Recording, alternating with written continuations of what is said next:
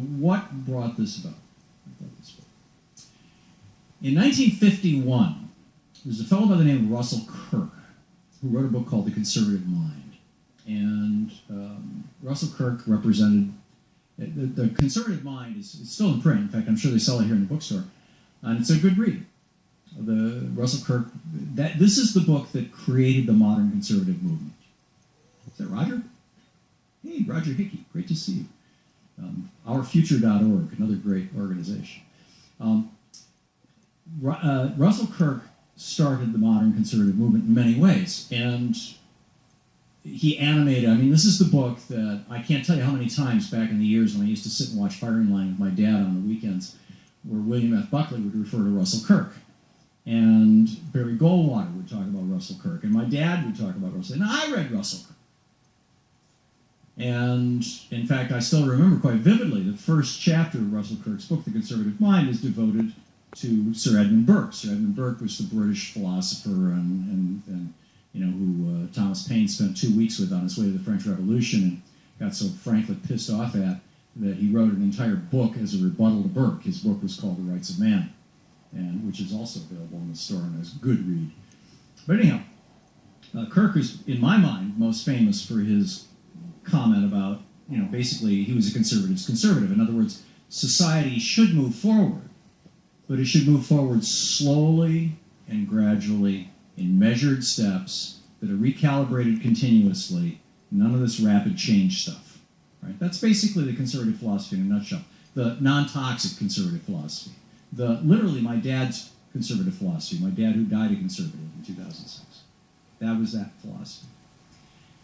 But Russell Kirk pushed it a little bit. I mean, given the times, he thought that people who did not own property and were not the upper class should not even be allowed to vote. In fact, one of his quotes was, it does me no harm if a man is allowed to engage in a profession as servile as that of hairdresser or tallow maker, candle maker, but it does society considerable violence if such a man is allowed to participate in governance. You know, so that is what Russell Kirk opens his book with, is a chapter on Sir Edmund Burke. And in The Conservative Mind, keep in mind this was 1951, maybe 52. In The Conservative Mind, Kirk predicts that if the American middle class continues to grow at the rate it had been since the end of World War II, or really even since the mid-30s, if the American middle class gets wealthy enough, then it's going to cause enormous social instability. And from a conservative's point of view, that's not a good thing. Social change over time, fine. Social instability, bad. And by the way, this debate's been going on for a long time. Read the letters between Thomas Jefferson and John Adams. And John Adams was a conservative, moved step by step right down to the Alien Sedition Acts of 1798, you know, just trying to shut down any kind of, you know, don't talk back to me was basically his motto. He put 18 editors, newspaper editors in jail and shut down their newspapers. One of them, Benjamin Franklin Bach, the grandson of Benjamin Franklin, got put in prison by President John Adams for saying that Adams was old, toothless, querulous, and balding. That was his crime. For that, he went to prison. Jefferson left town the day that law was signed. He was so upset about it. So Jefferson thought every year there should be a revolution. You know, in fact, there's a great quote from him about it. He said, "If this avenue of periodic revolution be shut to the call of sufferance, it will make itself heard through that of force, and we shall go on, as other nations are doing, in the endless cycle of oppression, rebellion, reformation, and oppression, rebellion, and reformation again and again and again, so on forever." But the conservatives, like Russell Kirk, thought, no, that's a bad thing. So Kirk predicted that if the middle class got big enough, it would be a dangerous thing for America because this country would become unstable. And we had just seen what happened in Russell Kirk's lifetime. What happened when countries got unstable. I don't know if he was old enough at the time to have seen it, but he certainly knew about the Bolshevik Revolution, for example, the revolutions in Eastern Europe, the revolutions in South America, revolutions all around the world. Right? The old order was changing, and sometimes it changed for the better, and sometimes it changed for the worse. In fact, you know, while Thomas Paine thought that the French Revolution was the ultimate proof that he was right, his liberalism was right, Sir Edmund Burke thought the terrors And Maximilian Robespierre was the ultimate proof that the conservative worldview was right. And the fact of the matter is both of them. There was some truth to both of them. So anyhow, Kirk predicted this. Flash forward 1971. 20 years later. And now what you have is what Kirk predicted on the social level. You had African Americans who, throughout the 60s, became very visible and got really significant legislation passed, the Voting Rights Act, the Civil Rights Act, and others. And still, it wasn't fast enough. You had the cities in flames. You had cities in flames in the United States. You had gays, 1969 Stonewall riots. You had gays saying, hey, what about us? We're here too. We're part of the human family. You had women. The birth control pill had been legal for 10 years at that point. You had a women's movement. 1971 Ms. Magazine was published. Gloria Steinem. You had women who were burning their bras in public and demanding equal pay in the workplace and just generally raising hell. You had young people getting high.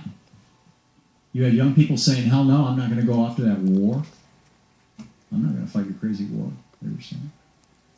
We had basically every sector of America that wasn't old, wealthy, and white was in revolt. You even had the middle class in revolt. We were having strikes. My dad's union was striking in the 70s. You had, the middle class white guys in central Michigan were striking.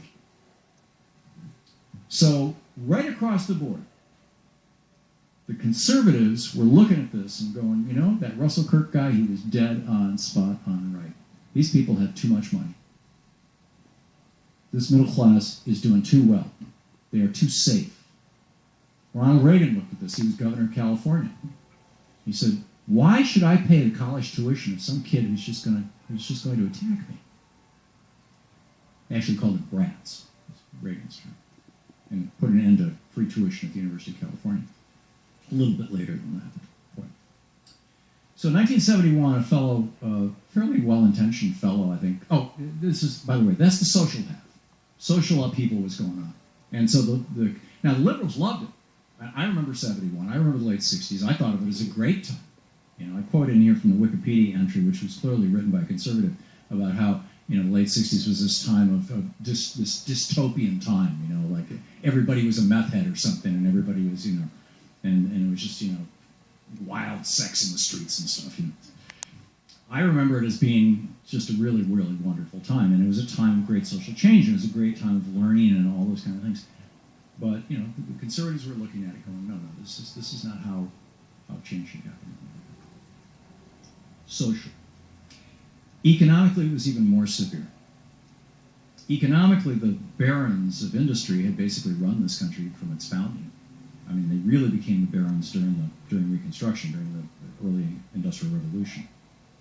And by the 1970s, they were largely apolitical, these large corporations that ran and controlled so much of America.